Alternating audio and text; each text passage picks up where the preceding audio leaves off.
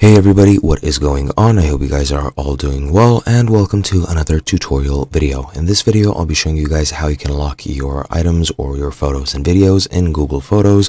So let's get right into it. Now, Google Photos is a Google-based service, which is basically a cloud storage service to store your photos and videos exclusively.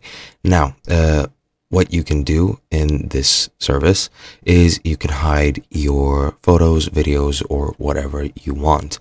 Now, you have no way to individually lock these items through just using options and locking them individually. However, there is a way, and that way is using the locked folder, which you can see here. Now, this locked folder is basically a folder where when you store your images and videos, nobody can see them except you once you enter your locked folder, and you need to authorize access if you're trying to access. So let me demonstrate. Now, if you want, you can just click on these items, go here and click move to locked folder. However, let me show you how I do it.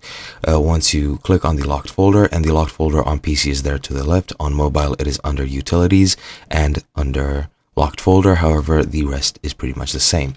Once you're here, enter the password for your account to authorize access, and once you do that, you'll be taken to your locked folder. To move items to this, you can just click on them and select them and just click move and confirm move, and they'll be in your locked folder and they will not be visible through your main gallery. To move them back, you just need to select them all and just click move and click move again, and they'll be brought back as you can see here. And that's pretty much it. I hope you guys enjoyed. I'll be seeing you next time.